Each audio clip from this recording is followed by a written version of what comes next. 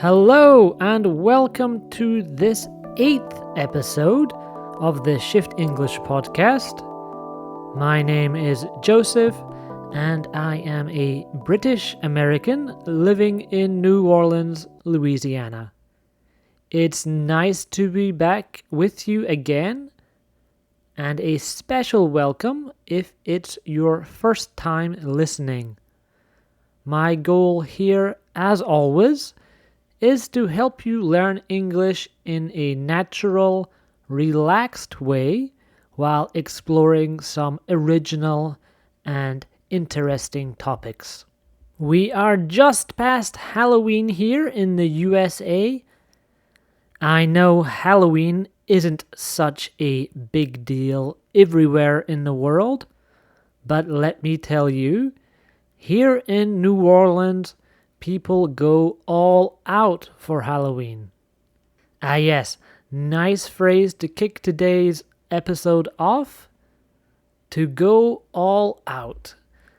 To go all out means to put in as much effort, energy, or enthusiasm as possible to do something. To do it completely or without holding back. So, when I say people here go all out for Halloween, it means they put a lot of effort into dressing up. A lot of people even make their own costumes. Scary costumes, sure, like creepy clowns, but also creative costumes that are meant to be funny. And I think there are maybe as much adults that dress up for Halloween than kids here.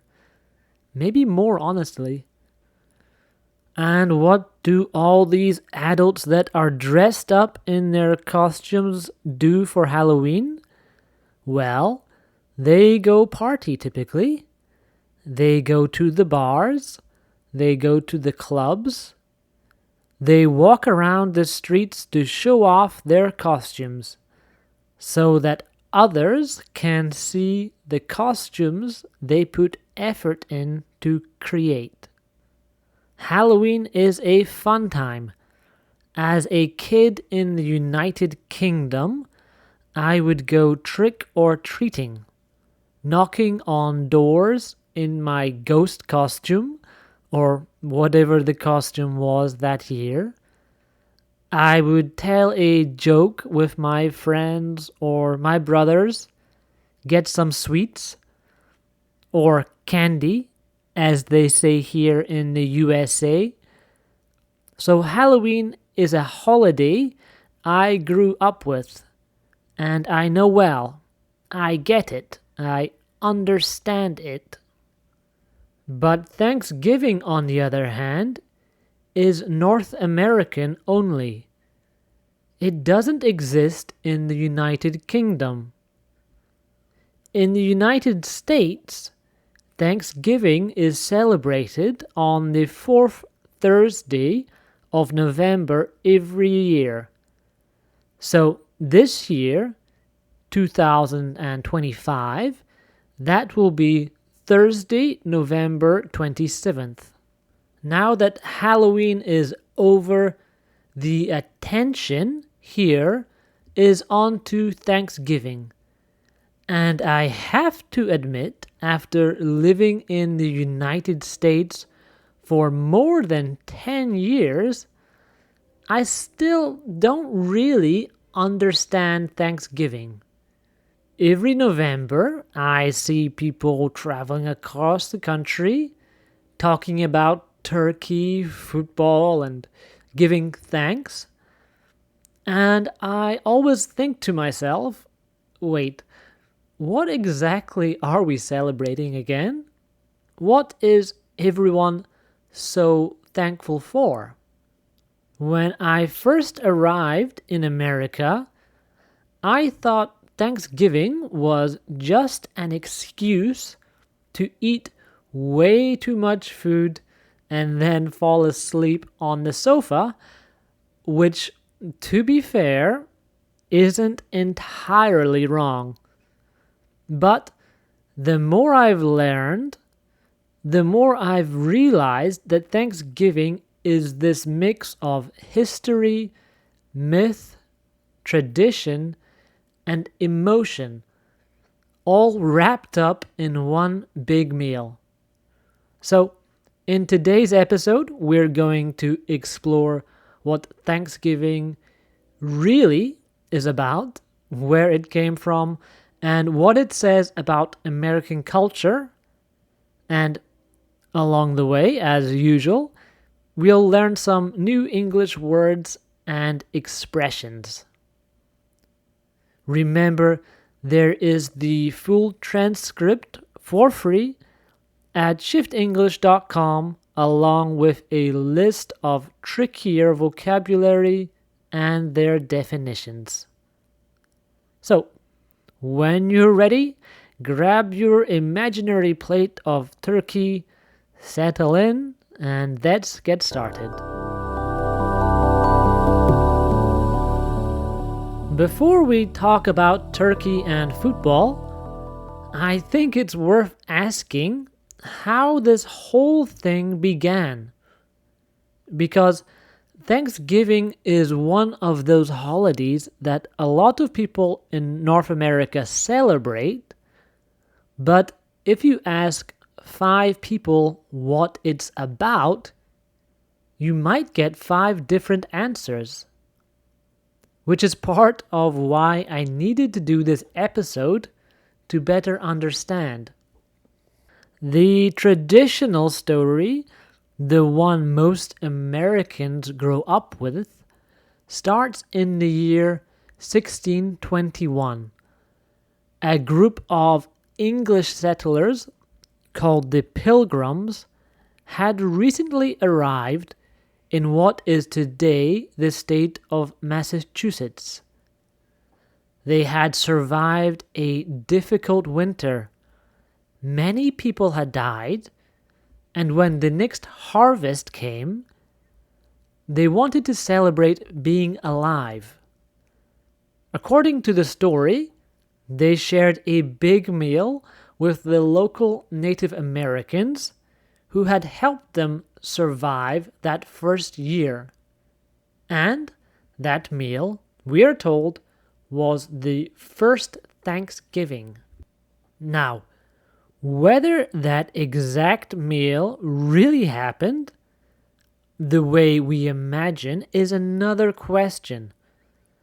Historians agree that there was some kind of harvest celebration, but the details are less clear. The popular story we hear today of everyone happily sitting together, sharing food in perfect harmony, was mostly built later to create a symbol of peace and unity. It became part of the American mythology. And mythology, by the way, means the set of stories and legends that help define a culture, even if they're not all 100% true.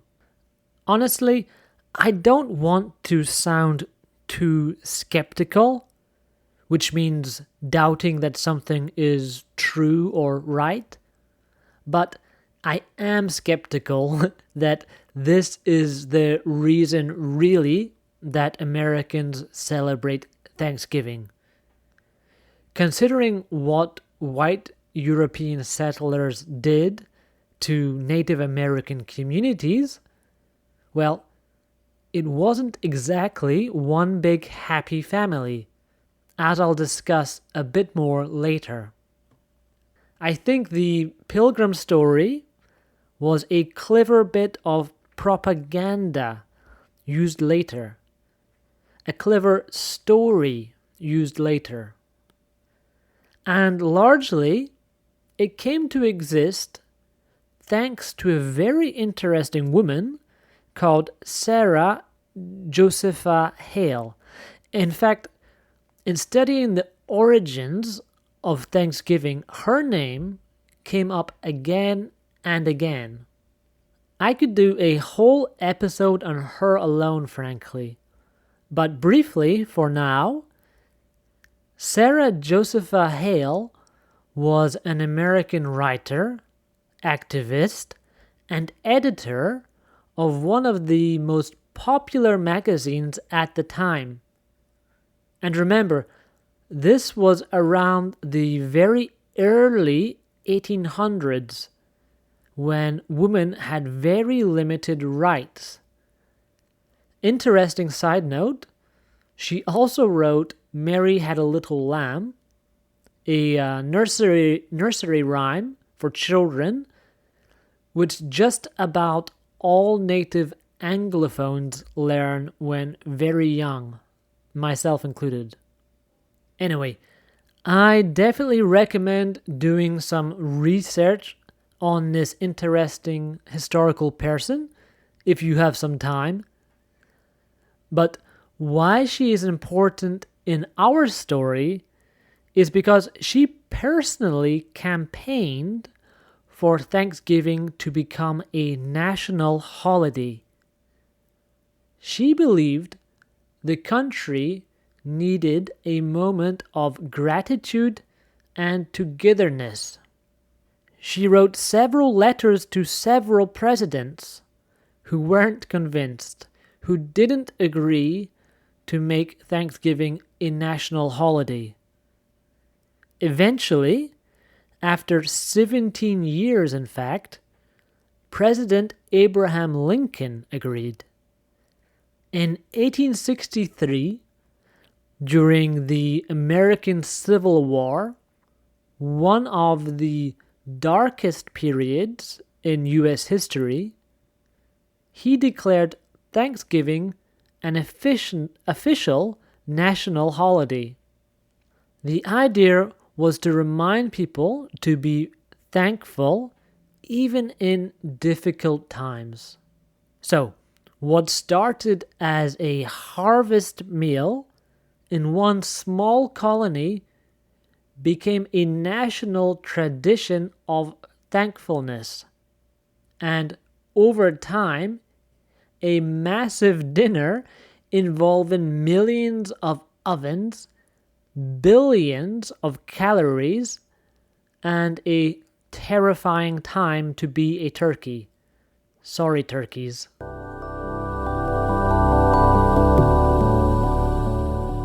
So that's where Thanksgiving comes from. But what does it look like now?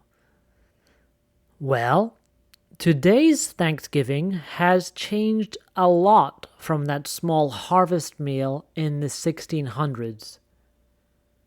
These days, it's one of the biggest holidays in the United States. In fact, my son, for example, gets a whole week off of school for Thanksgiving, as do most kids, I should add. Even the adults get a couple of days off of work. Sometimes the week off if they are really lucky. But, Americans don't get great holiday time off. Usually only around 10 to 15 days of paid time off per year. Modern Thanksgiving involves three main things, at least in the American homes I've passed Thanksgiving in. It's all about three things: food, family, and football.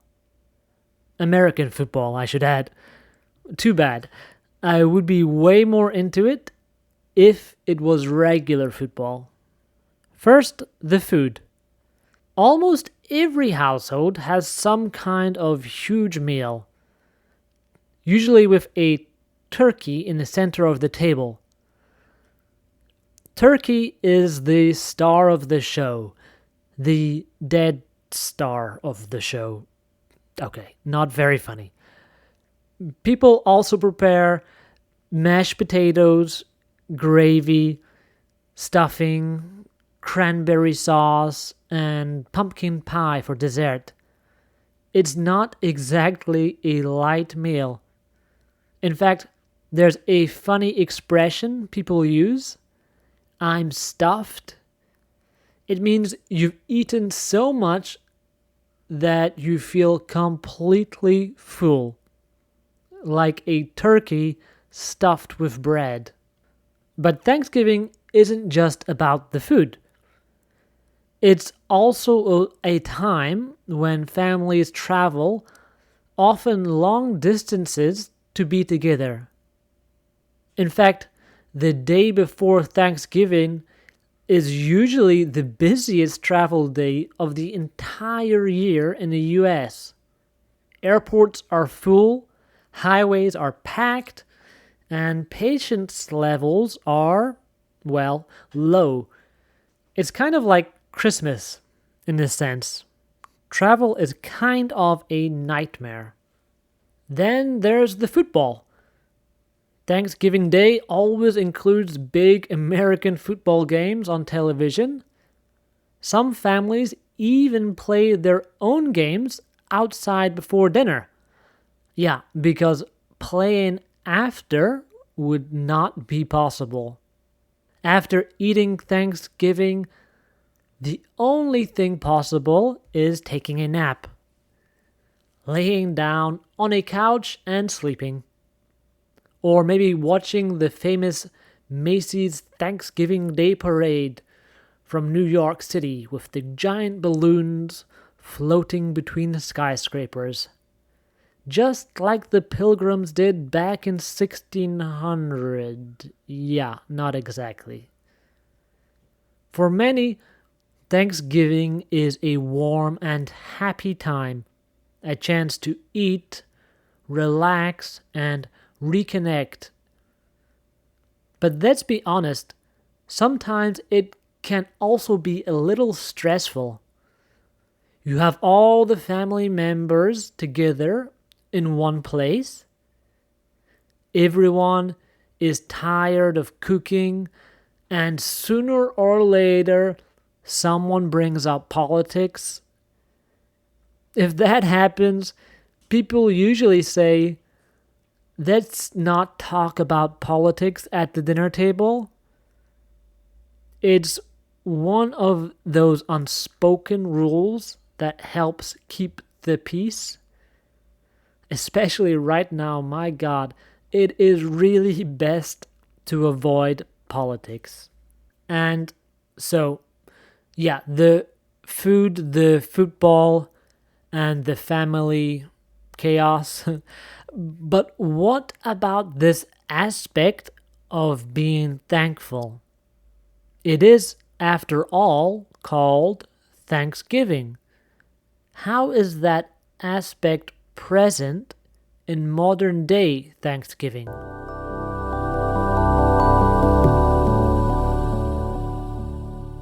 If you ask most Americans, they'll say Thanksgiving is a time to be thankful, to stop for a moment and think about what's good in your life. And that sounds simple, right? But in reality, I think it's something many of us forget to do. Life moves fast. We're always trying to get to the next thing, the next job, the next trip, the next project. And sometimes we forget to notice what's already good. That's what Thanksgiving tries to remind us of: gratitude. To be grateful means to appreciate the good things you already have, even the small things. It's very similar to thankful, but grateful often feels a bit deeper or more emotional. You might say, I'm grateful for my friends, or I'm grateful for my health. There's also a popular English expression, to count your blessings. It means to take a moment to notice and appreciate all the positive things in your life instead of focusing on what's missing. Another is to give thanks, which is a more traditional or formal way of saying thank you. But what's interesting to me is that gratitude can be both genuine and a little performative. On Thanksgiving Day, people sometimes go around the table and each person says what they're thankful for. It's a nice idea, but it can also feel a bit forced. Like, I'm thankful for my family. I'm thankful for my job. I'm thankful this meal is finally ready. Everyone claps politely and passes the potatoes. Still, I think there's something significant to it. Even if the words feel a bit rehearsed, a bit forced, the act of trying to be thankful is still meaningful. Gratitude, like any habit, gets stronger the more you practice it. And maybe that's what Thanksgiving is really about. Not the turkey, not the football, not the shopping the next day, but the reminder, even just once a year, to stop and say, things aren't perfect, but there's still a lot to be grateful for.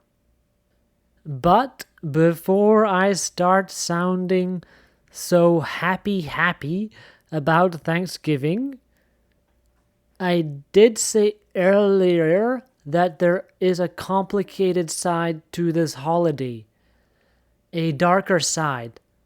And on these Shift English podcasts, I really want to try at least and give you the full picture, to give you the complete understanding of whatever the topic is, not just part of it.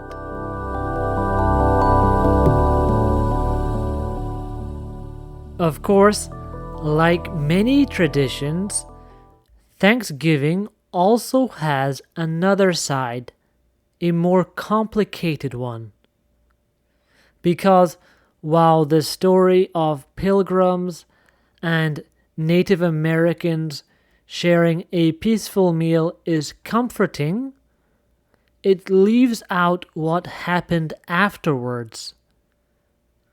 The arrival of European settlers eventually brought disease, war, and the loss of land for many indigenous peoples. The people that were already on the land now known as North America. So, for some Native Americans, Thanksgiving is not a day of celebration. It's a day of mourning. It's a day of remembering what was lost.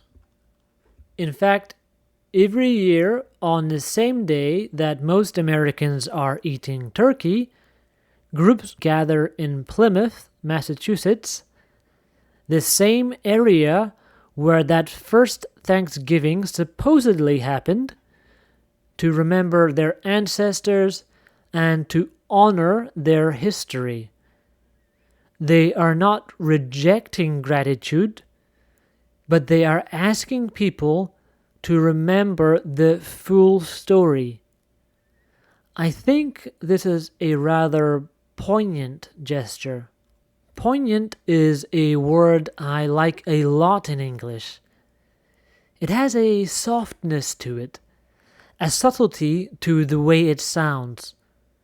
But it isn't the simplest word, unless you are French, because it is a word like many other words, which is shared with the French language. Poignant means emotionally moving, something that touches your heart deeply, often with a mix of sadness and beauty. And so it is a poignant gesture, I find, to commemorate their history on this day and at this place. This isn't to say that we shouldn't celebrate Thanksgiving, but I think it's good to recognize that every culture's traditions are complex. They can mean different things to different people. And understanding those differences, even just being aware of them, is part of what makes us more thoughtful, more empathetic humans. Maybe, in that sense, Thanksgiving can also be a reminder that gratitude doesn't have to ignore history. We can be thankful for what we have today and still recognize that not everyone has had the same opportunities or story. So, coming back to the initial question, what is Thanksgiving really about? I suppose it depends on who you ask. For some, it's about family and food. For others, it's about reflection and gratitude. And for some, it's also a time to remember the parts of history that are harder to face. I am happy that I finally took the time to sit down to study the story behind Thanksgiving. But I have to admit that even after doing so, I still feel a little vague about Thanksgiving, a little lost about my feelings on it. I think it's nice, the idea of giving thanks. I think gratitude is important and something I value. But what I mainly observe isn't very reflective, I think, of this message. Maybe I am just doing Thanksgiving wrong, but what I see mainly is consummation, about buying things and eating things. It just has a feeling, for me, of being too much. I didn't even talk about Black Friday. Black Friday is the day after Thanksgiving in the United States and is famous for big sales and discounts in stores. It is a day literally about buying things. Anyway, at least now that I know there is historically an element of gratitude, I myself can be more intentional in my gratitude for this year's Thanksgiving, and I can be more aware of the Native American perspective. Actually, I found a great tool which I will put a link to on the transcript at my website. It's an interactive tool that lets you see which indigenous nation originally lived on the land where you are now. I am thinking to use this as something I can show the people I am with at Thanksgiving, as a way of opening a deeper conversation. And finally, since this is Shift English, let me also say I'm thankful for you, for listening, for being curious, and for continuing to learn with me. You can find the full transcript and vocabulary list, as always, on my site at shiftenglish.com. Next week, I am going to be discussing tipping culture, the custom of giving extra money to people who serve you, like in a restaurant, taxi, or bar. Because tipping in the USA is way different from tipping in the UK. And it seems like each country I visit is different, and it drives me a bit nuts, a bit crazy. So I thought it could be fun and also helpful to do an episode about that. Anyway, hope you can join me for that one, and until then, have a lovely week.